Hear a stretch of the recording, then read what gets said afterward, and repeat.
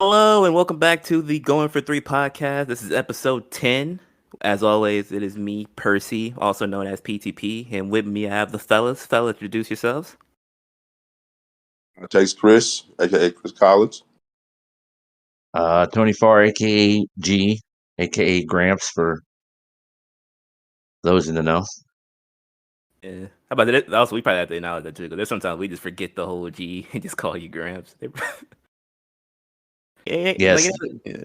Yes, for those in the audience who don't know, haven't paid attention, we are three different generations. These lads are in their 20s, and I am 45. So obviously, the old jokes come. I just want to make sure it's known that me and PTP are not in the same generation. No, yeah, very much. It's gap in between for that. Yes, he's a part of the, them people. The them people. Wow. Those over there. You're right. Those accursed whatever. What do you all call them? Is it Z or Y or Z? Something. Yeah. Z, Gen Z. Something that can't be trusted. That's all I know. I ain't gonna lie to you. I feel like I'm more of a millennial at this point. I'm not in this TikTok frame of mind where we just like this whole. I'm not in that, but shoot. I know it is Tuesday. I'm about to say, I hope you guys had a good weekend. It's been a whole day in between. I hope you guys are having a good week. I'm gonna just put it like that since halfway through it.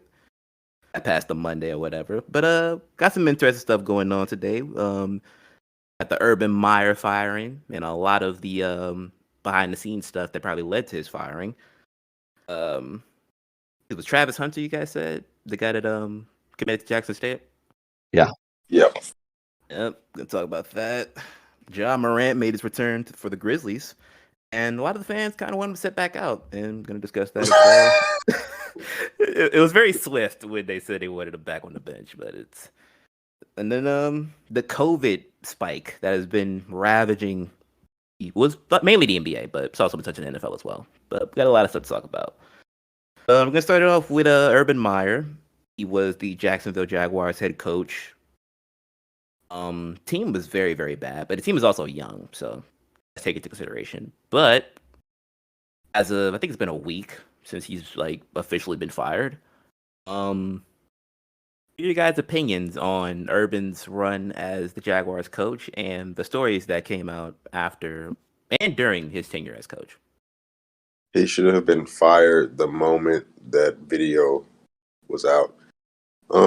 He was not a good coach. He was abusing his power, not treating players well. His coaching staff hated him. They were going to walk out on him. I mean, it's just it was not hindsight now, it was not a good fit. He does not seem like he's fit for the NFL and being able to, I guess, work with and coach other grown men. I feel like he needs to feel like he has power. So I think he's best served back in the college game, and he'll get another opportunity. I agree completely. I just it does beg the question though, if this is kind of like his personality, why haven't we heard Why haven't we heard stories about or complaints about college athletes that he coached all these years about his behavior? Like, is this They got to. They got to be. I mean, to an extent, I feel like, just got to make a little joke here. I wouldn't be surprised if there's like a surviving Urban Meyer documentary that comes out in like wow. years. Like, certain players might not want to come out now, but give it a few years, like 2025. I mean, the kicker came out and said he kicked him. Yeah, I got that story was wild. Like Josh, Josh Lambo. Granted, he stood his ground because eventually they ended up releasing him around that time. I think he came out with that story. Oh no, we got a box. Oh yeah, and the thing with the coaches, like I had better fucking coaches at Bowling Green. It's like, come on, man. Wasn't his coaching staff basically his decision? But I think he picked these guys going. I think he did. So it's I think he did because even when he picked them, people were like, we don't understand these hirings because none of these guys have really been standouts. They've just been kind of chugging along. And it's like, no offense to Bevel, but it's like that probably was his biggest mistake right there. Because I mean, he didn't prove anything. So it's Man. like you're just picking up No. guys that you basically wanted to shit on probably while you were in college coaching. You just okay, like I'm just gonna come over here, hope these guys can somewhat make up for like what they were in the past, and then when they stink, you act like you're just so pissed and surprised. Like no, you got a piss poor coordination group. Your team, like what's the average age on their team? Like 23 or something like that. Be 23. If that, yeah. Yeah, like If that. like you drafted Trevor Lawrence. ETN didn't play this year. Got hit with a lot of things actually, but he for him to be as old as he is and be as like childish and abusive with his power as he is, like I don't even think, to be honest, I don't even think college should bring him back. Mainly, not even because like obviously he was probably better. He's probably better suited for that, like how you said, with like how he wants to have control over the players and he can just talk shit to them and they not really bring anything back because they need him more than the other way around. But I don't even think college should bring him back. Not right now. No. Yeah, but I mean, it's not really, I guess, the question of want because we all know that he will get another chance. He'll probably get several other chances. Yeah, like there's going to be schools that are desperate enough to be like, okay, we're going to not look at Urban Myer, the NFL coach. We're going to look at Urban Myer, college legend to an extent. Because I mean, in college, he's I mean, that was Nick Saban. That was literally Nick Saban. I mean, he didn't have like the little scandal, but people are going to forget that quickly. So, like Nick Saban went to the NFL and didn't have success, and then went to Alabama, and here we are. So, yeah. So I mean, he could probably sweep it under the rug and go back to winning big bowls and national championships or whatever. Hey, give it a year or so. Right, people's memories are short. And they won't care once he starts winning. Some college will call because he can recruit, and they'll give him a bag, and He'll be back to competing, and then it'll just be in the past. Yeah, but if anything, it probably should be at minimum a year. I think even somebody said like it'll be a minute. We'll like give it a few months, and then he'll be commentating for the college football stuff, like the game day stuff. Shit, probably. Yeah, like him and Kirk Herbstreit, like he's gonna do something. But as far as like coaching, I feel like it should be like some time in between, or if anything, just investigate the teams that he's coached for in the past, because I'm telling you, like that surviving Urban Myer has to come out at some point. I need to hear more stories about this. Not to say that it's like a funny thing to laugh at, but kind of like the Bob Knight stuff when he coached, and like as time went on, they were like, he's an aggressive coach, but I mean, this might just be his style. And then it was like players were just really like almost getting into fist fights with him at practices, and they were like, okay, now we have to take this seriously. Yeah, because you. Like that is like a certain point is like it's a difference between pushing your players' buttons and then literally trying to like test their manhood. And Urban Myer literally already crossed the line with that whole like I think they got blown out and then he just went out like to a bar or something. The woman that wasn't his wife. And then on top of that, you're kicking your kicker and calling them dipshits. Like that just doesn't make sense.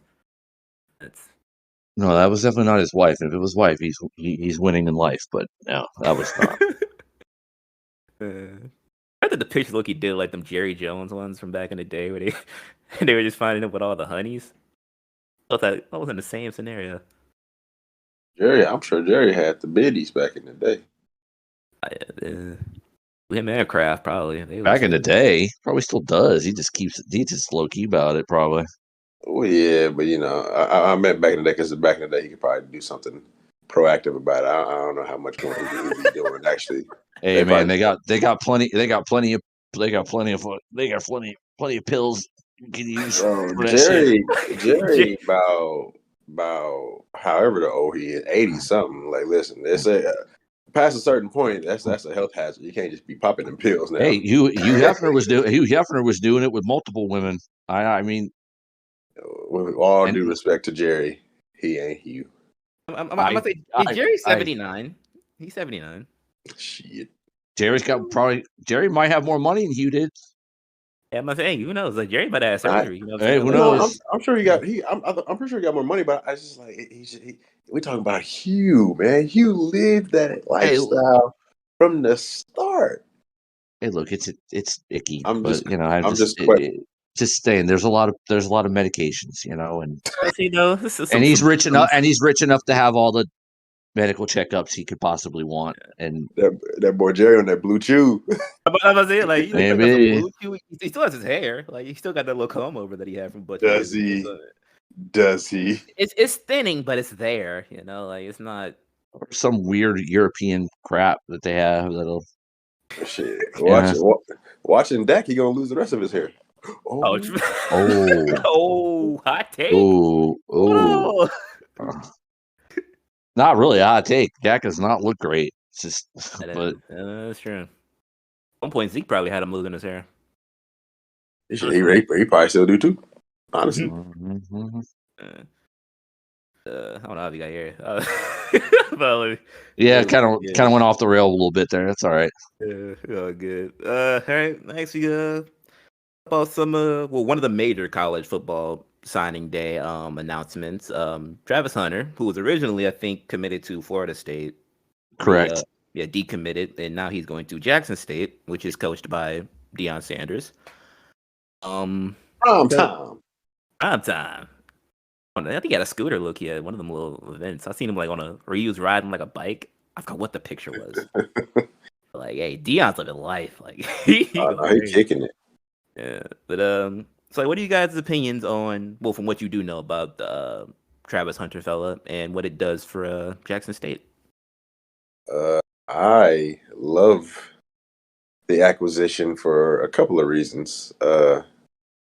I mean, I'm a big fan of Deion Sanders, so anytime I can see him getting some success, I like to see it. And obviously, getting one of the top prospects in the nation, also at a position that Deion played, definitely big. And I mean, no doubt that was a big major factor.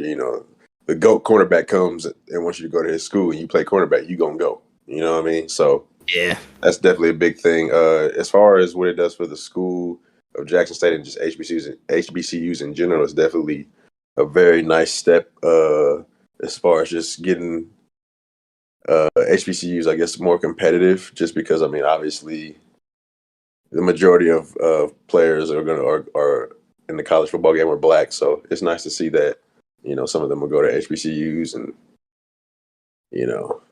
play there and kind of restore them back to some former glory, kind of like Grambling State was back in the day. It'd definitely be nice to have some of them be in like extremely competitive. Who knows, going forward they might join different conferences. It's just nice to see. Yeah. Definitely like to see them have success. When more success comes more money, comes all of that jazz. And obviously, you would imagine that Travis would bring more recruits, him and Deion. That's usually how it works. You go to better teams, or recruits like to go to better teams with better coaches. So hopefully, it's like an avalanche effect. But they were 11-1 last year too. So they were really solid last year. Yeah, they were beating the hell out of kids. I don't think this is going to be a trend. You mean just like the switch, or in general? I don't think you're going to see FCS schools landing top 10, top 15 recruits. I do think it will. Recruiting overall will change to a degree because I think FCS schools, you're seeing more and more instances of obviously HBCUs, because you've had your, Steve McNairs and whatnot. Yeah. But you also have your HBCUs, because you've got Deion coaching, Eddie George is coaching. You know what I mean? Yeah, they got. There's a lot of definitely a lot of experience that is on that so side. it's good. It's good for HBCUs, of course. It's good for FCS schools because as time has gone on, more and more FCS players have gone into the pros and have been quality pro players, and this will shine a spotlight more on FCS players. And I think FCS players will be probably even starting now. I think more, more top 300, because that's players will consider and possibly go to FCS schools because of this. I definitely think even starting, in a couple of months, I think more FCS players on the whole are going to get looks from NFL scouts because of this. Yeah. This I love this for Jackson State. I love this for Deion. I think it makes a lot of sense. Oh boy, is technically nice. by trade Hunter's a corner, but also plays some wide receiver. Who better to coach him in college to possibly be a two-way player and even just like how to be a man, how to be an adult, like life. Who better than Deion, honestly? No offense to anybody, but I mean, just you wrap that up in a nice little package. There is nobody better to coach him than Deion. And, like I said, HBCUs, but breaking it down, FCS schools, I think more, ESPN or whatever, Pro Football Focus, whatever you want to call it, their top 300s or whatever it is for high school athletes. I think more will consider and go to FCS schools, HBCUs, of course. But, top 10, top 20-ish player. I don't think this is going to start a trend like some people think it might. I don't think so. But it definitely, high school athletes will, on the whole, will consider FCS schools. And I think now the NFL, it shines a light on FCS schools a bit brighter than before. And I think NFL scouts now will start looking at more FCS players, and will look at them even more thoroughly than they have in the past just because of this. That's, I think, the bigger ripple effect. Yeah, I mean, I feel like I don't know if I'm not necessarily saying that it'll start a trend as far as bringing continually top 10, top 20, but let's say like HBCUs or even FCS schools as a whole, let's say in general they're getting two-star, 2.5-star recruits on average. Sure. Yeah. And if this is the type of thing that can start landing them even 3-star, maybe even occasionally 4-star recruits. That's what I mean, because the top 300. That's what I mean. Like the top 300 goes down to 4 stars. Yeah. I mean, you could see a couple. I could see it, of course. I could see it. Yeah. I mean, Deion got powers at least, now. And even the consideration of it is a step forward. You know what I mean? Even considering FCS schools, considering HBCUs now because of this, that will definitely be an effect. They'll be like, you'll see ESPN. I think going down the pike in subsequent years, you'll see ESPN top 300s or whatever it is. You're going to see HBCUs, or you'll see FCS schools that are consistent winners. They'll start popping up on lists. Even if they aren't chosen, you're going to see them popping up on lists with the big boys because of this. Yeah, for sure. Yeah. Even if they don't win, it's still a step forward because they're going to start popping up on recruit lists. Consistent winners. Because they'll look at it and go, oh yeah, well, North Dakota State has been a really good, consistent FCS program. I mean, they've had quarterbacks. Mm-hmm. A quarterback could, I might be overlooked at an Alabama or whatever it is, or I might be a second stringer and I might have to transfer out. But if I go there, I'll win and I could get in the NFL. It's just a side note. Does anybody know what Carson Wentz and Trey Lance, what were they coming out of high school? Like what level recruit they were? I know they're both in the league now, but not off the top of my head, no. I think Trey Lance might have been above 3 stars. Potentially. I can't say for certain. I cannot. I don't recall. I do not recall. Perhaps to. But North Dakota State is a perfect example because they're a consistently winning FCS program, and they've now produced 2 first-round quarterbacks recently. Yep. So, I think I found it. Well, I know it's that Trey Lance was a 3-star. 3-star. He was a 3-star prospect. Carson, I'm not sure. Yeah, I'm not. I don't know. Yeah, I didn't study Carson enough until before he came in the league, so I don't know what level recruit he was going into college. Yeah. If anything, Carson's probably around 3 or 4 too. Though I don't think it'd be too far of a drop off, honestly. Well, Carson and Trey was beating the hell out of my school, so I went to Missouri State, Missouri Valley Conference, also the conference of North Dakota State. So yeah, Give him that a lot of 42-3 games. Oh Lord, slinging the rock. We weren't that good, so that's what it is. That's why I said North Dakota State is a consistent program in FCS. Yeah. I mean, I think even this year they had the backup that Trey Lance had. Well, that eventually came in when he decided to sit out. Like he had a pretty good year. So pretty decent year. Fuck North Dakota State, go Bears. Yeah, I wouldn't say. I mean, more or less, I probably could see it. Kind of comparable to how people said like the Memphis trajectory was for college basketball, where like they got Penny. I think I think like his first year there, they got he didn't play that James. long. Yeah, they had Wiseman and they got Precious, who at the time was like a top. He was like a 4-star prospect. Yeah, I think out of Montverde. So, they're getting the guys. They're just not winning. Yeah, but I say it's just they got a whole other story up on their table. But as far as like how like they are getting to a point where like at least if they can land two top guys a year or two top guys every once in a while, and then just have like maybe some homegrown guys, some guys that might have been overlooked, build a culture.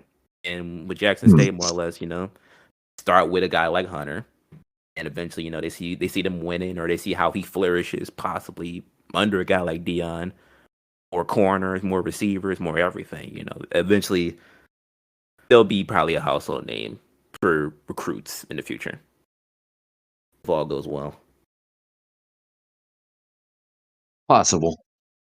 Yeah, it should be very interesting though, just to see, because this is. I would say this is like a first that like someone is like in going to like a nationally ranked school at one point, like committed, and then just kind of like decommitted to go somewhere else. Pretty sure it's not. I mean, I feel like for it to happen, like the time, it seemed like it happened like the day he was going to Florida. He was going to FSU all the way up until basically that moment, really. I'm about to say like the national confirmation day, pretty much. Yeah, and then that's when he did like the whole shirt and hat thing, like. Maybe took the hat off and threw it like a frisbee. So give you that. People was getting mad. You just mad because he didn't go to your school. Yeah, no like people said he was disrespecting the school. It's like, dude, it's a hat. Man, the whole lineage of the school isn't into a hat, and then plus, like, I mean, he's a kid. Yeah, dude was graduating high school. He's playing for Deion Sanders. You felt like we wouldn't throw the hat too. Like, come on now. They're just hating because he's not going to be down at FSU, and they sad about it because he looked like he can play. I'm gonna say if he's a dog, then I mean, of course, if I'm an FSU fan, I'd be salty. I seen one highlight. He like jumped, double clutch, snatched interception over somebody. I said, "Oh my Lord!" I gotta find that. It was such an athletic play because like you could tell like he jumped too early. He did one of those things where like he jumps and then like you kind of tuck your legs and stretch out to adjust for that, and snatched it over this kid. I said, "Oh my goodness, man, he definitely got hands." It should be really interesting how he what happens, like how he's used in that system. What goes on with him? If he don't go to the NFL under Deion, then he was never going to go. Yeah, so this is like his best opportunity, really. Yeah. But like I said, like North Dakota State guys, I think they went. Well, Wentz was top 2, and Lance was top 5, top 10 technically. Wrong. Yeah, something like that. Yeah. So it'll very much be possible to see him be that guy whenever his class rolls around. All right. I'll segue into some basketball. Ja Morant, guy that we're talking about today. Thunder, I believe. Nip and tuck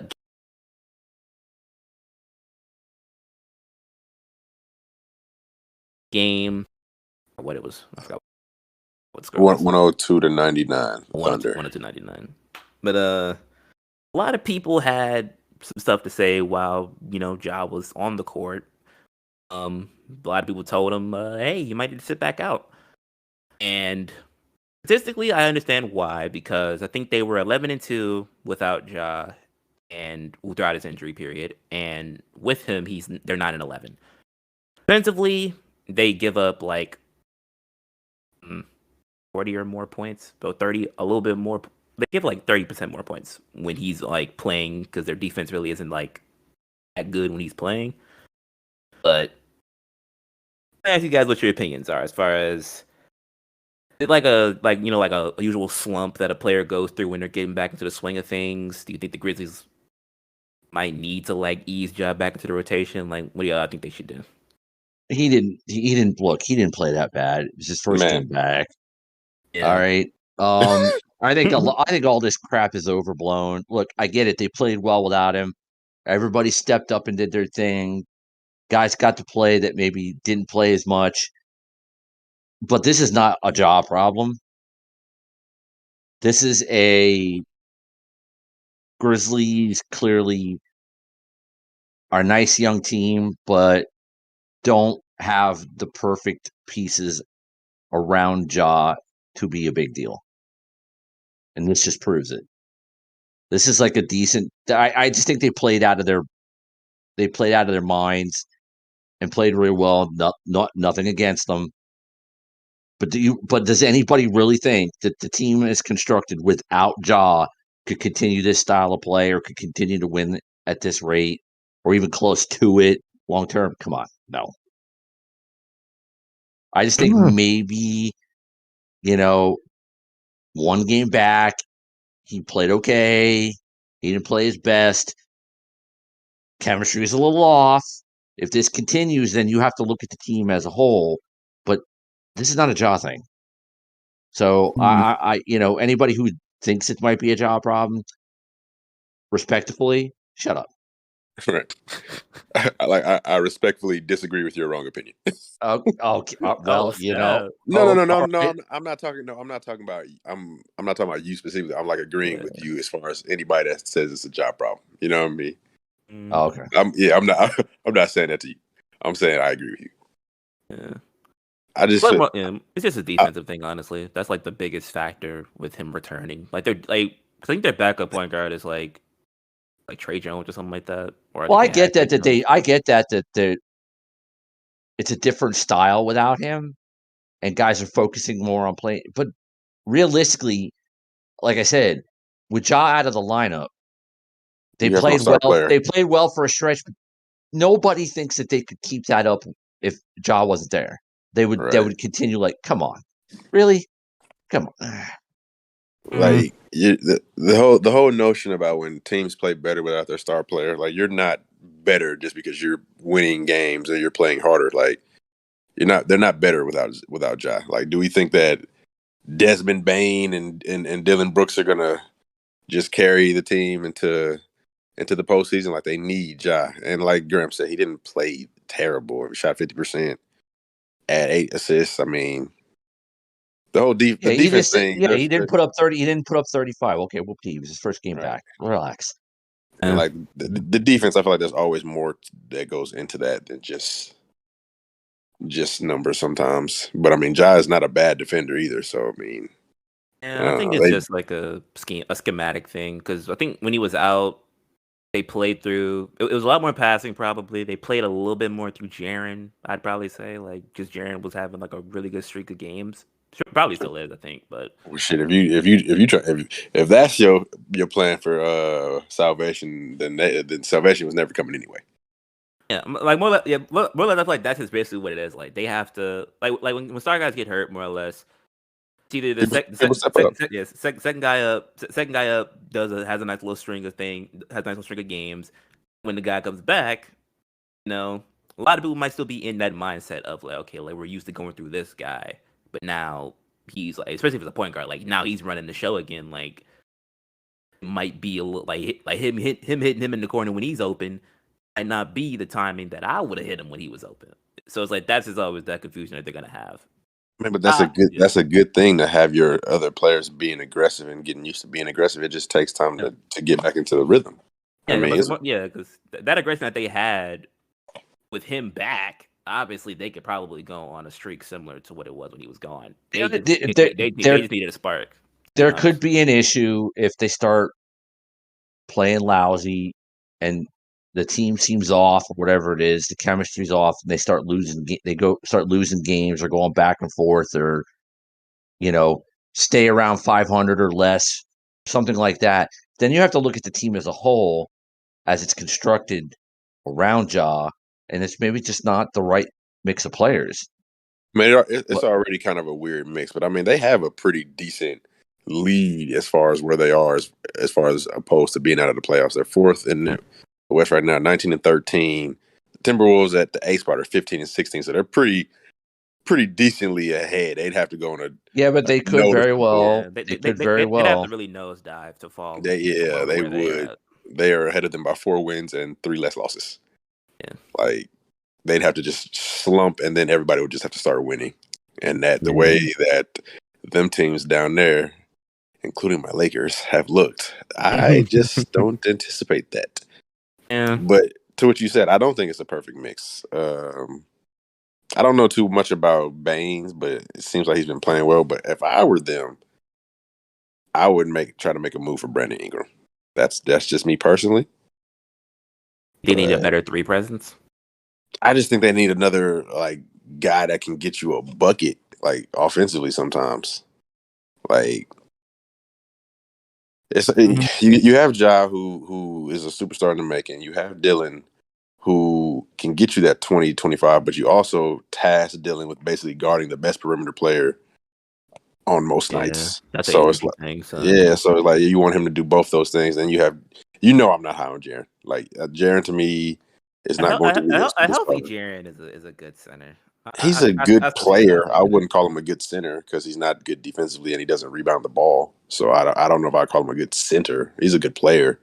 He's a stretch 5 mainly. Emphasis on that stretch. That boy damn near might as well be Davis Bertans. No disrespect. But he's getting better. I mean, let's looking back on the trade.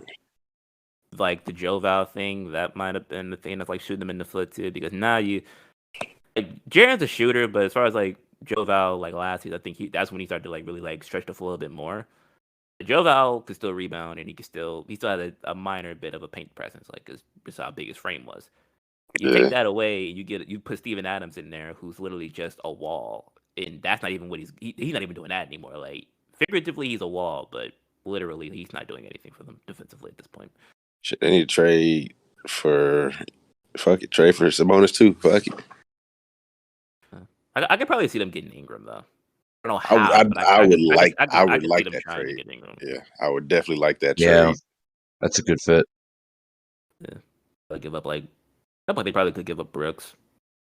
Brooks and some picks. I would love to keep Brooks if at all possible. I think they can get Brandon Ingram without giving up Dylan Brooks. Honestly, I think they can give up Jaren and some other shit, some picks or something. I don't know. It had to depend on Steve. Or they can Steven Adams back, something like that. Nah, they're not gonna take Steven Adams back. Send Steven back, just drop the same day. I mean, shit. If he's expiring a contract, then maybe shit. Maybe they would let's blow it all up. Or commit to building around Fat Albert. I mean, Zion Williamson. God. Hang on, there was a picture recently that said he was getting back in shape. I guess people were capping. I mean, that had to be fake because he just got an injection in his foot last week. I just want to say I don't know much about medical And I was just kidding about the fat upper thing, but Yeah. it is very alarming to me that he had a shot that what was the report? The shot was supposed to stimulate growth or recovery in his foot. Like That sounds I guess like nerve growth or that doesn't growth, something like sound that. good at all.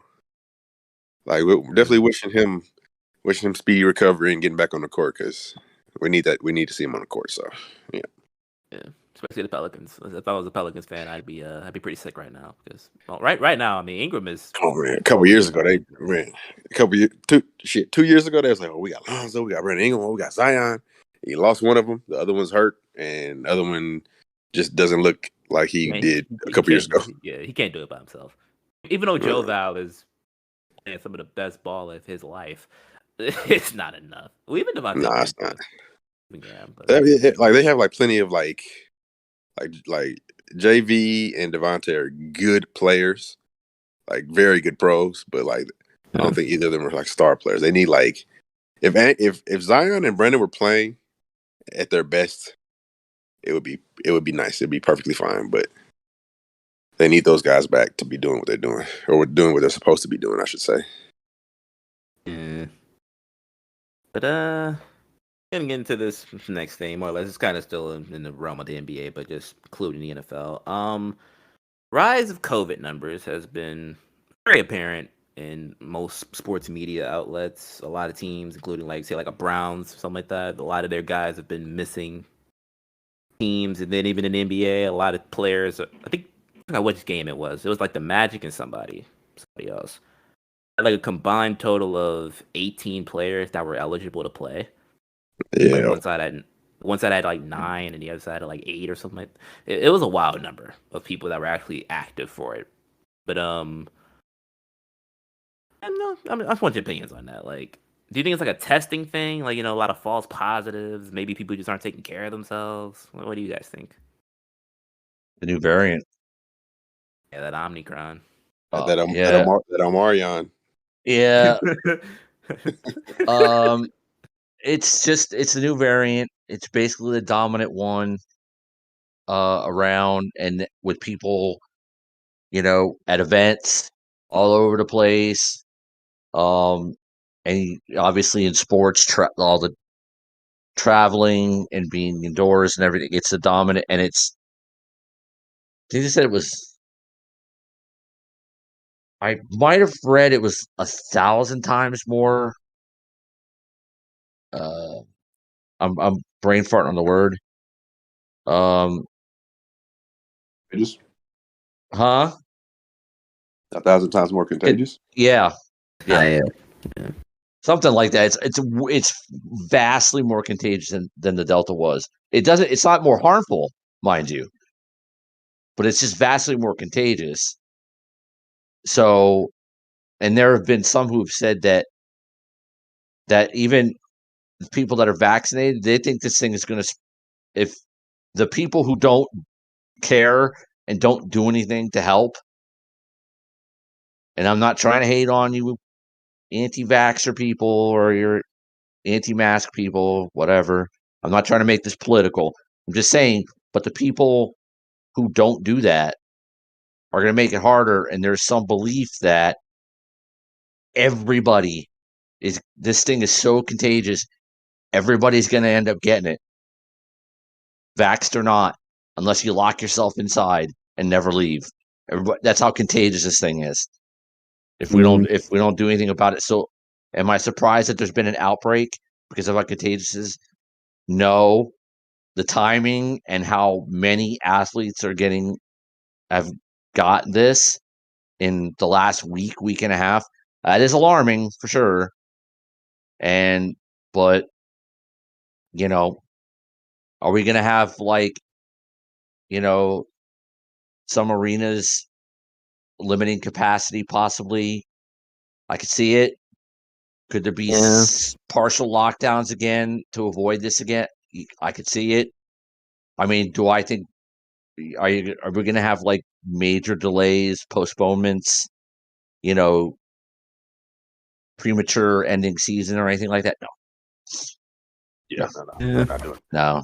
I don't even see the lockdowns happening. I don't see any way that I could see in some areas partial ones because their cities, states are free to do as they wish. So if they're run by the people who care, and their constituents are people who care, they'll do it. I mean, countrywide. I mean, this thing it's been almost 2 years. With the vaccine, true, but with the vaccine, if there's research to show that with the vaccine that you're significantly like decreased and you if the let me gather myself. If the research shows that the vaccine that you're going to be either asymptomatic or not even really feel symptoms at all, as long as you're vaccinated, there's no way that we go back into lockdown with the vaccine available. The problem with that is those who got the vaccine initially, regardless of which one it was, the efficacy has worn down over time, which is why the boosters are there to drastically increase your protection against it. But if people don't get boosted, the chances of them getting sick are higher, even though 6-7 months ago you got vaccinated. The efficacy wears off. It's the same thing with any other vaccine, or like your flu shot. There's too many strains of the flu. You could still get it, and even if you're vaccinated against the majority of them, that's why you get it every year, because the efficacy of the vaccine wears off over time. So if people keep up with the vaccines, get boosted or whatever else it is, they're developing medicines you can take instead. Blah blah blah blah blah. We keep developing ways to fight against it. No, I'm not saying that could happen, but the problem is there's just more people who don't give a shit about the entire problem as a whole. More people who don't give a shit need to start giving a shit, and then then no problem. That's the thing, because this is just going to linger. But in this case, with back to the subject at hand, I think this is a one-time thing. I do not think this is going to persist. When you say one-time thing, what do you mean? Like the postponement? I mean, like this. I mean, like this massive of an outbreak among the NBA and NFL. So many people in such a short time. I do not think this is going to be a constant, especially in the NBA. Like for the rest of the season, I think this big thing is a one-time thing, and I don't think there's going to be another huge outbreak where like a third of the league is missing time from COVID. I don't think that's going to. I don't think it's going to continue to be that way. No. Mm-hmm. Yeah, I mean, with Adam Silver even like, cause I don't know if Goodell has even said anything about it yet, but well, Goodell don't be saying shit half the time. Yeah, he doesn't like to talk. He'll wait until like some time goes by, and then he'll just try to address it like it's just something new. But Silver pretty much said like they're not considering postponing the season or anything of that nature. Which means that I mean, obviously, to what you said, like he doesn't see it as like something that would like postpone the involvement of like them going from city to city and stuff like that. So it's really hard to gauge when it comes to stuff like that, because NBA more or less, I feel like they really they probably were in a position more to like stand out or say something about it, because it drastically cut down their rosters by like 20%. So NFL, they lost a few, but more or less it's just like injuries will always ravage the NFL more than COVID probably would, no matter the circumstance. So yeah, like I said, I don't think this is going to persist. Yeah, probably.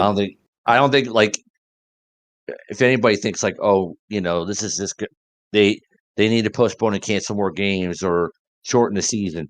It's not going to continue like this. You're not going to have large swaths of players being out with COVID going forward. This is a one-time thing. You might have a guy. I'm not saying there won't be any players who miss time with COVID because the season has another. I mean, until the finals, you've got another 6-ish months of the season. I'm not saying there won't be any players that'll be missed time with COVID. I'm not saying that at all. I'm saying, but this large of a swath of players, I don't think it's going to persist. The NBA will work around it. The players will be boosted. The players who are sick will have much higher immunity. There will measures will be taken to avoid another instance such as this. It's just part of dealing with with COVID and the fact that it's still out there, and there's still places that don't really care too much about it, and there's people who don't really. It's going to persist until we eradicate it. I'm just saying again, this large of a number of professional athletes in such a short time, it's a one-time thing. It's an anomaly. I don't think it will happen again. Yeah. Plus it's like that on top of the fact that months like this, and probably including January and maybe a little bit of February, it's still like a flu season thing too. Well, that is true. Good point. That is another factor in this. Is it's wintertime, and in viral infections, flu, unfortunately now COVID, stuff like that. This is the season for it. That is a very good point. That's definitely a factor. Is because it's wintertime. Because it makes people more vulnerable to viral infections. That's a good point. It's like also a timing thing. It's like with LaMelo, his period of being off the team was like for every bit of like 2 days. I think after he retested, they were like, okay, like I did a few. Well, probably did a few over the time frame of like that period, but he was fine more or less after that. So a lot of that stuff could be like, maybe they had like a minor fever, might have been out too long, had a spike in, like, it's a lot of things that could vary in situations for a while. Like a lot of them guys had like positive tests. The season definitely will go off without a hitch. I do agree with that, because they're gonna find ways around it more or less. They're always gonna find some way to continue to provide it. And then with the NFL, they really only have like a month left, or a month and some change left of football anyway. So then they can resolve that in the off season. Like, they got time. But NBA has like halfway through. Like, they got All-Star Weekend they're going to worry about. They got playoffs and the finals. They got a lot of things to worry about deeper into the year than the NFL does. So now, I will say this: do I think I'm not saying like high, but is there a chance if things get bad, and they could theoretically? Could I see another scenario where the NBA does a playoff bubble again? Do I see it? I say there's more than a 0% chance of it happening. I'm not saying it's even remote, but I'd say at this point, the way things are going, and as contagious as this new variant is, and still a lot of people unvaccinated, et cetera, et cetera, et cetera, and unfortunately, a lot of vaccinated people can still get sick. Could I see it as a possibility of the NBA at least doing the playoff bubble again? Yes, more than a 0% chance, but nothing high enough to where it will happen, but more than 0%. It's theoretical. Plus, it was easier. It was easier in the previous state of COVID because literally no one was outside. So Disney, like, I think it was like Disney World, the resort part of it. It was easier for them to do it then because no one was outside and they could just, they can plug people. They would have to shut down Disney World for like a month, about a month, and just be like, okay, like we need this for strictly basketball related purposes. A lot of people are going to be upset because they could definitely find another location with the type of money that they have. Yeah, or at that point, they could probably build a facility and be like, all right, bet everybody comes to this point right here. Yeah, I think about it, build a facility, probably use Canada. Yeah, they probably could use Canada. Thought about using Canada, I think, the first time. So, I mean, at the end of the day, I don't think it'll happen. But is there more than a 0% chance of it? Yes. I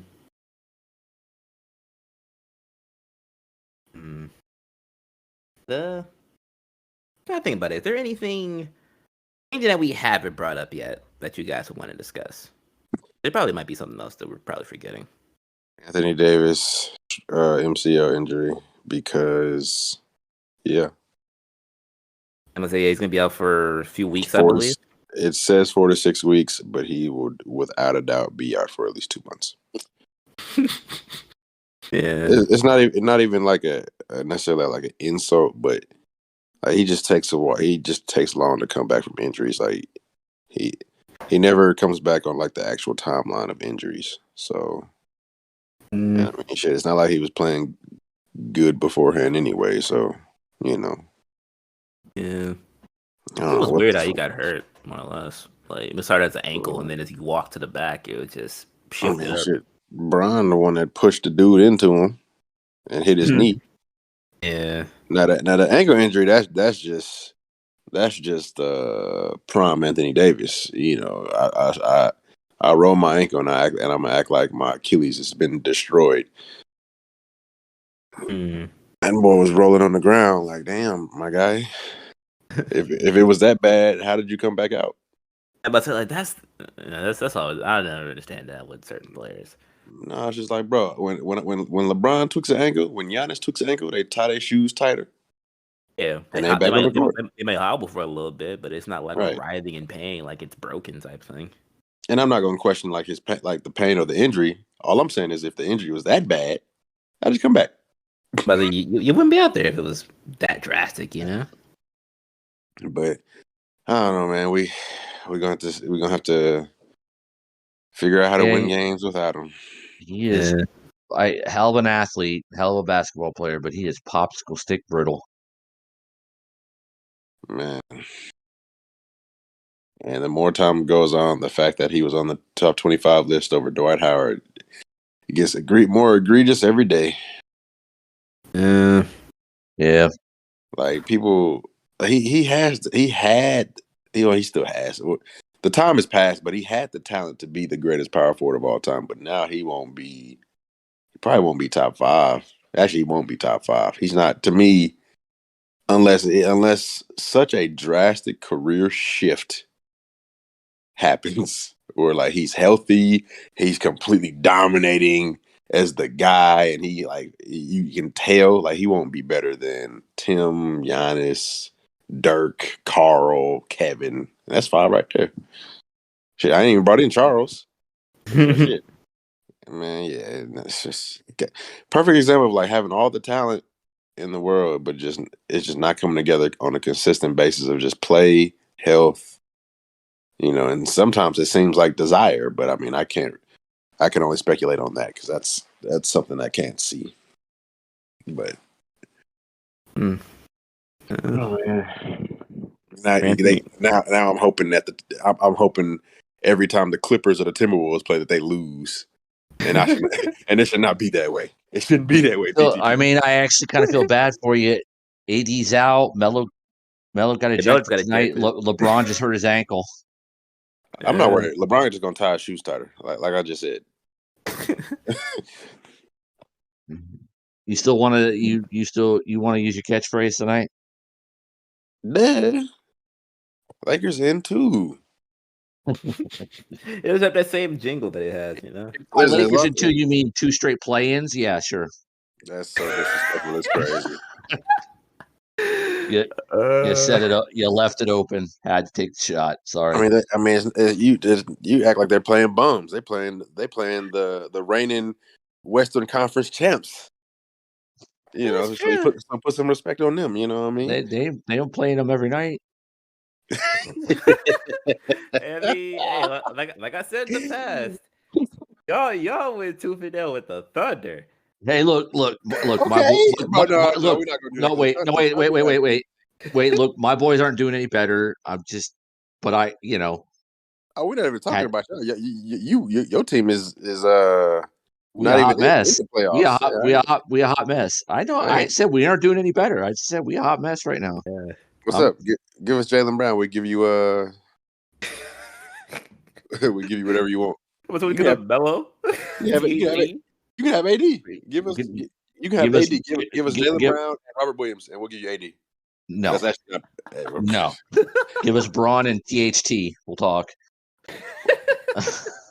So I gave you a real trade, and you gave me That's not a real trade. I don't want his broken ass. Then you did. He's more injury prone than Robert Williams at this point. Hell no, and way more expensive. Nah, no thanks. I'll pass. You could trade Horford so that him and his sister can tweet about how much they love Boston again. Nobody wants Al Horford. On Jaylen Brown and Robert Williams. Horford's playing just fine. He's not in the conversation of the other three players. Of course not, but I mean, he's not. He ain't like a bum all of a sudden. He's just but he's old. He's damn near old as dirt as far as NBA goes. Okay, but he's still a quality NBA player at 35. Okay, well, if that's the case, then you want Dwight Howard. He's still a quality big at this point in his career. He's old as shit, but he's in fantastic. He's in fantastic shape. And he can still provide you some defensive chops. He can still catch lobs. When he's asked to do a little more, he has shown to perform a little bit. And Horford can still guard the better bigs in the game, space the floor, and shoot. Dwight can still guard the better bigs in the game. Dwight Howard be shooting. Wait. PTP. Yeah. Gun to your head. You got one game to win. And you're against Joel Embiid. Who are you going to trust to guard Embiid more, based on what you know? Al Horford or Dwight Howard? I'd actually take Dwight Howard. No, Al Horford. Get out of here. Al Horford was going to defend Embiid. Come on. Based off how history is showing it, I'll take Al. I ain't gonna lie. It's not an insult to Al, but I'll take the bigger dude. And because I mean, let's be honest, they're both barbecue chicken. Not even close. But I mean, more or less, I feel like this. Like they're both barbecue chicken, but at the same time, like you think about it, if Embiid's getting guarded by Horford, he's probably getting 30. Howard guards him, he's probably going for 40 still. Like he might give a 50. If he gets 40 on Dwight Howard, it's on difficult turnaround jump shots. If he getting 30 or 40 on Al, he's going through Al. Honestly, you talk about Jaylen Brown. I think Jokic and Embiid were the only bigs in the league that Boston would even consider trading Jaylen Brown for. I mean, those aren't available. Exactly. Okay, Jaylen Brown is not a top 10 player. I like Jaylen a lot. Well, I'm not saying straight up. I'm not saying straight up. MVP candidates. It'd be a mixed deal for sure. Like, well, yeah, but even if for example, obviously the rumors aren't exactly true, but even in like a Domantas Sabonis, if he was available, I would not trade Jaylen Brown for him. That would be the tough one. I mean, I wouldn't, but I mean, you're definitely worth listening to. I mean, you guys were in the Eastern Conference Finals with those two as your main guys a couple years ago. Those guys are still there, and they should be getting better, ideally. It just hasn't been working right now. Jalen's hobbled, and we've had COVID. And literally nobody on the team knows how to shoot except Tatum most nights. That's a problem. That's what's going on. Jalen is hobbled, and Tatum can't carry a team that can't shoot because nobody can shoot. There's your problem. We cannot shoot. You need to change your entire offense up. that's your real. No, I'm saying that's your real problem. Way too much ISO ball playing. No, you guys play hot potato between Jaylen Brown and Jason Tatum. You guys don't make good. Those two don't make good, high quality passes a lot of time. They miss a lot of easy opportunities for their teammates, or they kick out to 3-point shots. Like if you guys aren't a great 3-point shooting team, then do something different. Get ball movement. You guys have plenty of athletes, plenty of guys who can lob threats. Lob threats or be live off the ball just in general. Well, the problem is we're not really, on the whole, we're not a great shooting team. Period. much less 3-point shooting. But I'm saying if you guys like if the ball was moving, you have so many guys that can create off the dribble. You got Dennis, Marcus, Jalen, Jason. Like all of these guys can make plays off the dribble and attack and put pressure on the defense at all points and times. And instead, we're chucking up threes. Oh, that's an Ime problem, and that's an Udoka problem for sure. Definitely. But probably say this for another day. Yeah.